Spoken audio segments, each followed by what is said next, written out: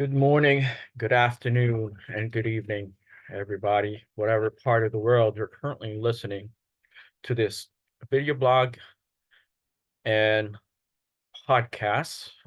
Basically merging the two so that those of you that would like to listen to our podcast can do so at your own convenience and in your own terms. You can pause it, fast forward it, and share it with whoever it is that you feel would benefit from our podcast. And the YouTube video blog is specifically for those of you that are not able to access our podcast. Um, there's been some people that are located in various parts of the world that simply cannot get access to our podcast. So I thought, if they have um, a way to connect to YouTube, then they can at least listen into the conversation via our YouTube channel. But with that said, the face economics concept was developed back when I was in college at the onset of the social media revolution. And the reason I got involved in, the platform is because I saw the benefit of it to humanity. I saw the benefit of it to help lift all boats around the world economically. And so I drafted the book Face Economics like it before I even graduated from college, but I did publish it later on until, a couple years, uh, after I've managed to, you know, uh, acquire enough background knowledge on the benefits of the social media platform. So this basically, encouraged me to pay attention to how markets are being developed and how democracy and the rule of law, politics, foreign affairs, economic development, trade, commerce worldwide is being, accelerated using the social media platform. Because in the past, there was no social media platform for anyone to utilize, to learn from, to exchange knowledge, to transfer information that is credible, relevant, and valuable in order for people to utilize and basically learn from. Okay, so with that said, um, I've come across a very disturbing case pertaining to a Hispanic American uh, who had now perished in captivity, right? A former journalist, a well-educated man, and well-traveled, well-traveled individual, and has had plenty of exposure in various cultures, languages, and school of thoughts. So I've come across the case of Mr. Gonzalo Lira, who had perished and died a week ago in captivity in Ukraine. And I'm not so much in tune, or it's not my bread and butter per se to, meddle into other people's business, especially if there's a conflict going on. But I do take, you know, um, interest when a civilian, an American civilian, is persecuted overseas. Okay, and it doesn't matter what nationality an individual is, but if they're wrongly persecuted and unfairly treated, exploited, tortured, and their health isn't, you know, considered, and safety isn't, considered, I start to pay attention to what's going on because those are the pretty basic human rights that an individual ought to have, regardless of nationality. On top of that, in a democratic society and within the process of democracy, freedom of speech is extremely important, okay? Because those aren't protected. Freedom of speech aren't protected in countries that are not democratic. Okay, countries that simply do not care about the rule of law and human rights. So having said that, I'm not gonna, tell you how to think or what to think.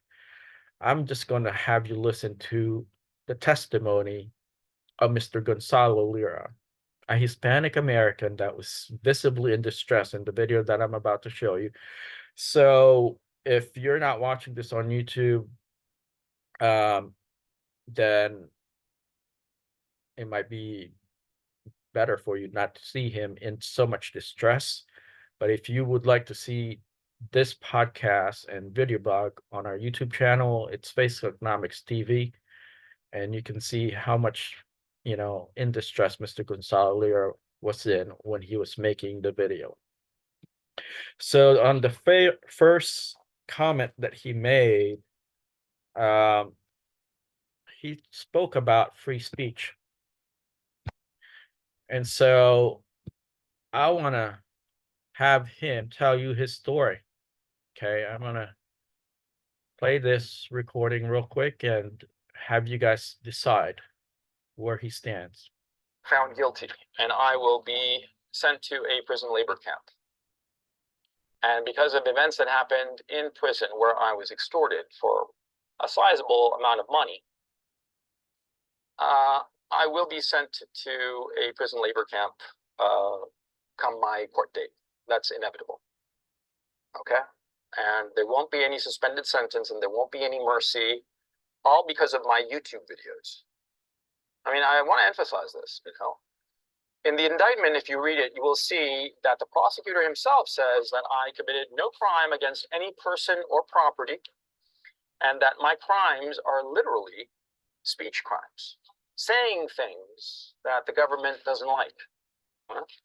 Ukraine is supposed to be this big democracy that it wants to join the European Union and because it has European values. European democratic values. What higher value does a democracy have than free speech? My case is all about free speech. So that's the basic tenets of his case.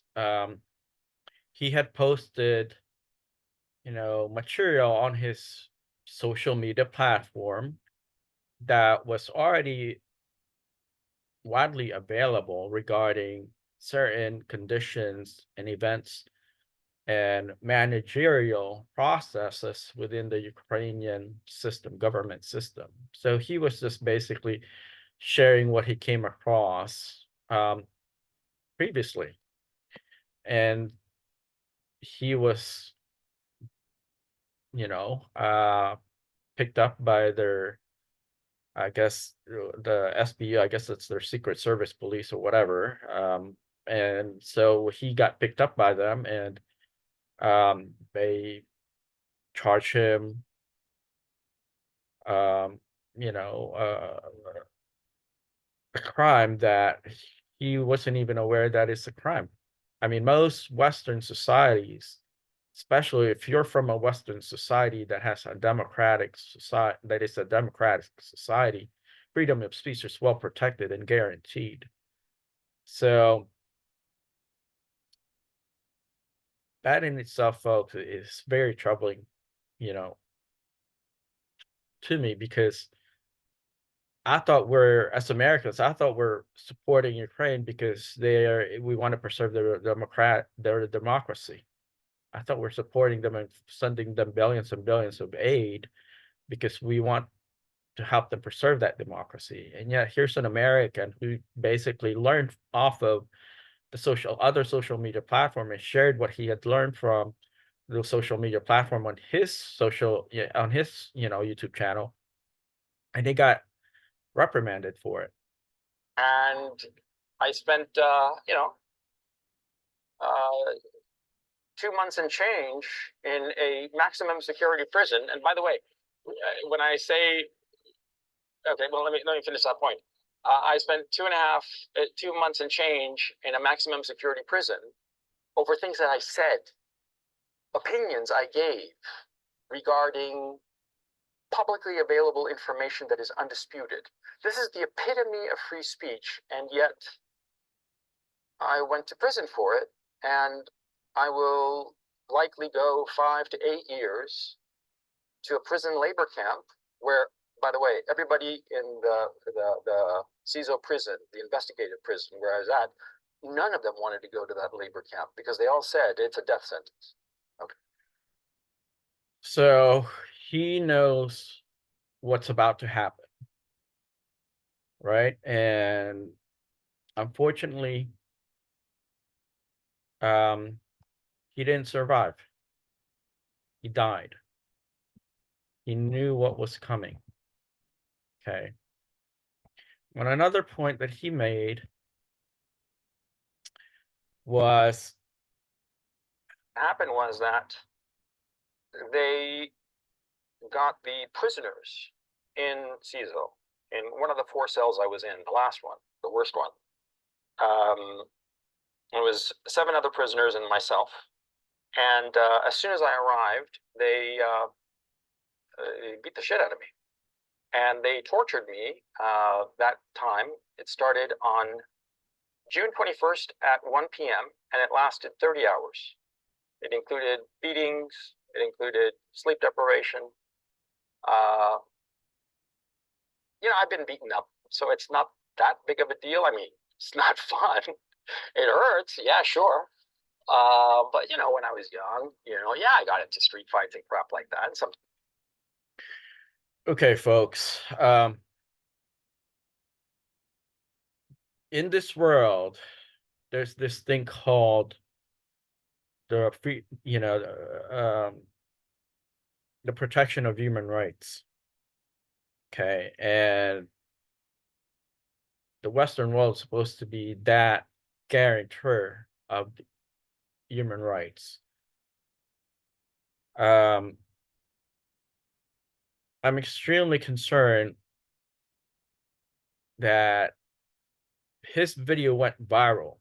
This, border crossing attempt that he made a video of went viral. Thousands and thousands of people saw it. Okay. Not one out of all the governments around the world, and including the US government, not one of them knocked on, Ukraine's door and said, oh, guess what? We saw this video about this guy that is visibly in distress. You don't have to, turn him over to us. Just tell us what's really going on, and tell us how you're, meeting his needs. I mean, the guy is so much in distress. I've never seen anybody, in that situation, trying to escape an environment that he knows that he's definitely going to be perishing in. He knows that he will not survive in that environment. Okay. Have a listen some more. sometimes I won, and sometimes I got the shit kicked out of me. So the beatings I could handle, but when they started getting really, really pissed off at me because I kept insisting that I was just a journalist and I didn't have a pot to piss in and I had no money and I could not get them 70,000, thinking that they'd lay off, thinking too and realizing too that extortionists, when you give in to them and you pay them, then they'll come back the next day and want more, and they'll beat you some more for more money, right? And so, of course, I denied the fact. I said I was just a poor writer, that I was living in Ukraine because, and they said, you eat. So if a citizen of a country is being extorted, that's a very serious criminal offense. Okay, because if you're in detention and people are exploiting you for your resources in a foreign country, that would be grounds for an investigation, both internally and externally, specifically from the government of that citizen, in which there's going to be an inquiry regarding the extortion issue that was raised by your citizen. Okay. there's so many things that just went, you know, on, outside of the typical, you know, democratic investigative process here. And I'm still trying to process how come a video that was shared on social media was ignored by so many Western countries. Seriously don't understand why. Um, on top of that, there's quite a bit of sentiment regarding, you know, the issue of corruption in Ukraine. And this was raised by various US government officials.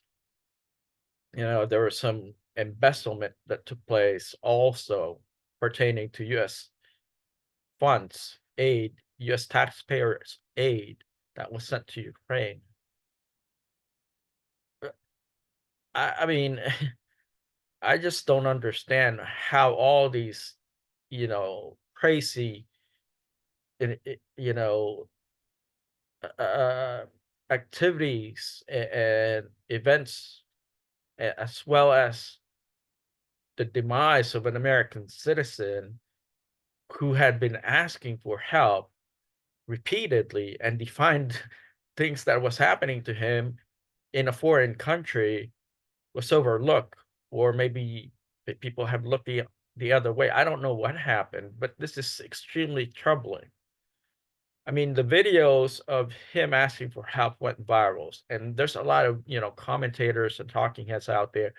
They're also scratching their head and asking, how is that even possible when you have this guy visibly in distress, you know, have informed the world that he was being tortured and extorted, and his needs are not being met, and his basic human rights of freedom of speech isn't even being acknowledged. Um, how is that even possible in the world that we live in today and the social media era that we're in today? I mean, back in the days when there is no proof and there is no credible information coming from the victim, things like this tend to be, you know, swept under the rug. But in Mr. Gonzalo Lira's case, he went out there and the videos went viral. I mean, people actually heard him say things that is relevant to his case. He defined things that were very relevant to his case, and they can see him visibly, you know, in distress. So my last point is on this video, and I'm gonna have you guys listen to it. It became clear to me that the SBU contacted these gangsters, probably through the prison guards at CISO, and figured out, or basically had the prisoners in the fourth cell that I was in do the actual dirty work of getting the money out of me. See, because you see, the guards, they never beat any of the prisoners. No, it's the prisoners who beat the other prisoners. In fact, after this 30-hour session, one of the thugs who had really hurt me. I mean, he hit me pretty badly, especially on the chest. He hit me like right here on the sternum repetitively and so hard that it left this huge bruise. And by the way, the cell boss, the guy higher, berated him for having left a mark on me, because of course the kind of torture that they want to do doesn't leave a mark. That's the point of it. See, because if it leaves a mark, then it's evidence. See. So anyway, that prisoner who beat me so relentlessly over that 30-hour stretch, after, you know, as we're trying to figure out a way to get this cash to these gangsters, these thugs, Okay, folks. contacted these gangsters, probably through the prison guards.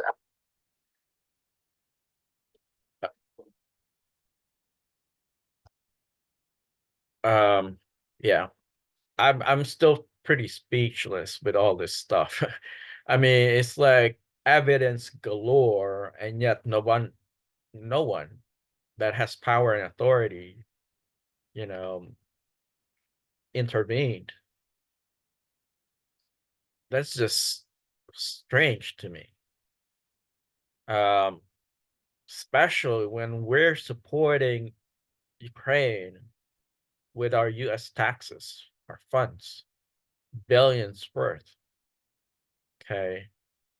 So with that said, folks, if you're an American citizen or a European citizen, I would like to implore you and ask you to reach out to your elected officials and request an independent, formal investigation of what took place.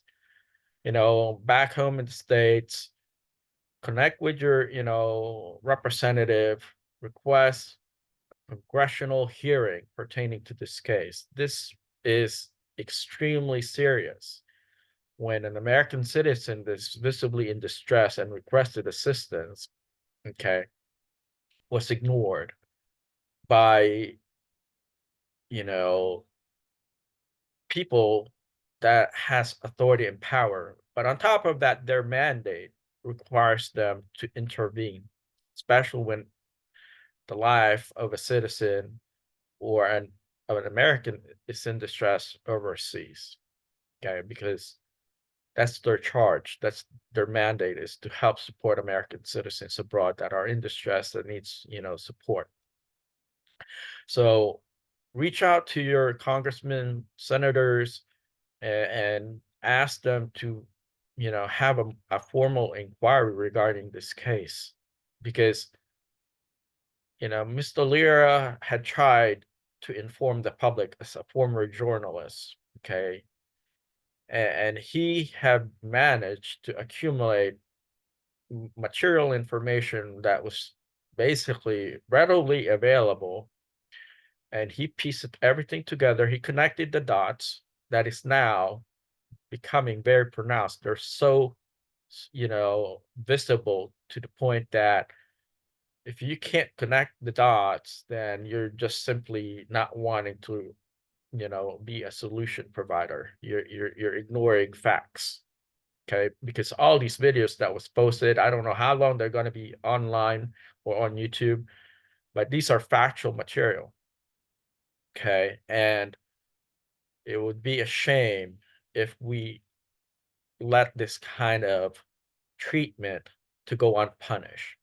Okay, we don't want to live in a world that is, you know above the rule of law. We don't want to live in a world that is purely sinister, evil, and corrupt. Okay, that's what we as human beings, especially in a freedom-loving society, in a democratic, government-led societies, we preserve freedom of speech. You know, I'm not a big fan of Mr. Gonzalo Lira per se in terms of his character. Maybe he's done things when he was younger that were sketchy and maybe questionable at his age. I don't know. I'm not here to judge what he did in the past. I'm here because I'm extremely concerned to what took place regarding, his cry for help, his request for assistance, his visible, you know, uh, visible this in distress situation. Okay, folks. So, with that said, I hope I managed to compel you to think about what's happening, especially in a democratic society, and especially to Americans that are currently living overseas and have been living overseas. Because you know what, folks, we tried our very best to make this world a better place. But when there are sinister people out there that ignore the rule of law and ignore freedom of speech and ignore the human rights, basic human rights, and, you know, con- constantly, constantly violating human rights, then those of us who want to preserve democracy and those of us who want to help other people out need to, step in and lend a hand, pay attention, and be vigilant to these kinds of, you know, very